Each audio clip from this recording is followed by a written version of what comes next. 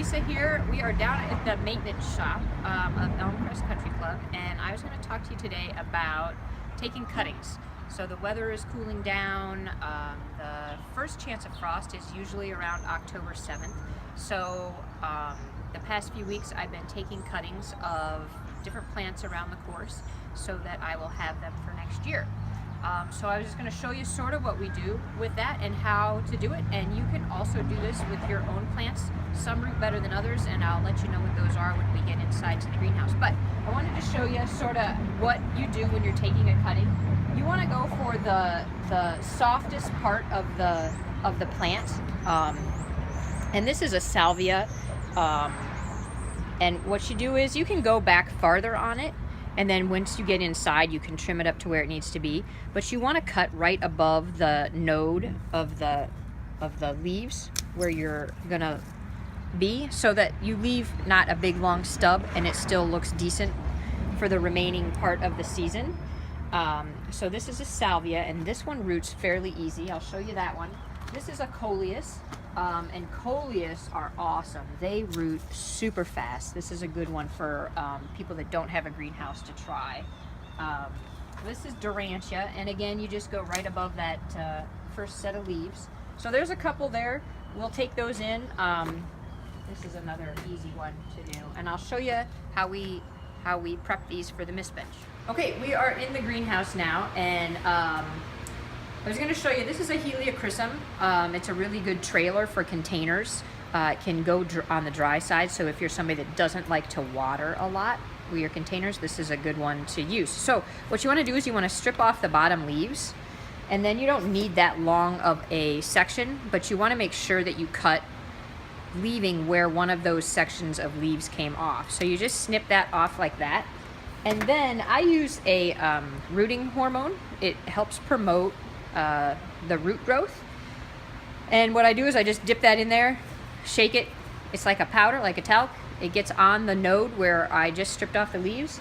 And then I stick it into the mixture that I use for rooting. You don't want to use straight soil.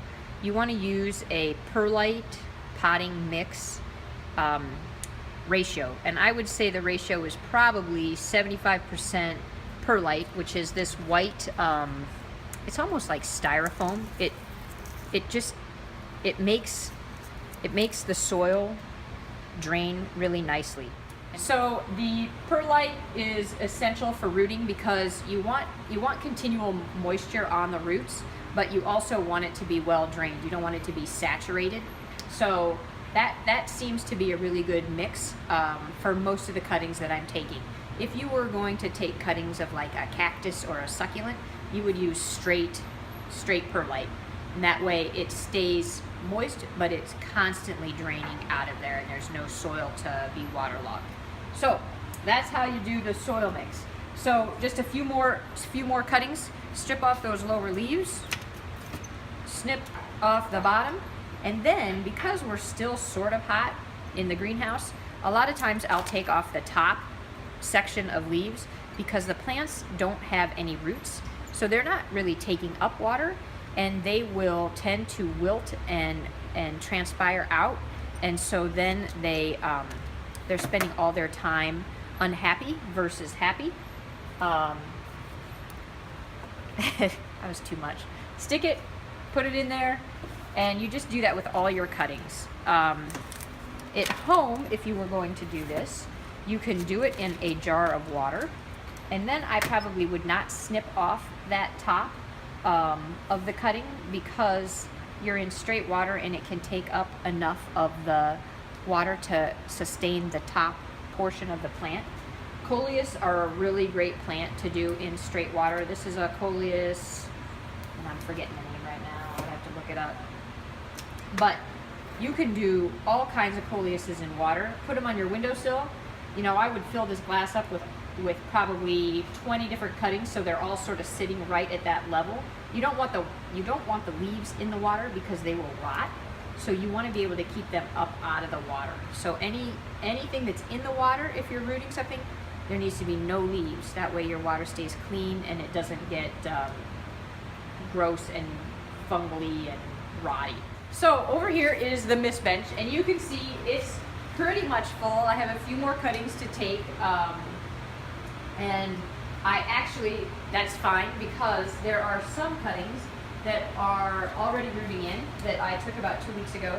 This is a coleus that's growing by the scoreboard right now, and if you're wondering, like if you try to do this on a mist bench or with a soil perlite mix, and you're wondering, have they rooted yet? Have they rooted yet? You can sort of tug on them, and if they feel like they don't want to come out, like they'll wiggle but they don't want to pull out, chances are you've got roots. So the other way of doing it, once you know you've got roots, you can sort of pop them out like this, and you can see all those little tiny white fibrous roots in there. So it's perfect. A lot of these coleus, they'll root in 2 weeks. I will pot them up this week and take more cuttings next week. And then we'll be good to go. We'll have all the plants we need for next year. There's a few back there on the bench that I've potted up already. So that is pretty much what's going on in the greenhouse and out on the course right now as far as getting plants ready for next year.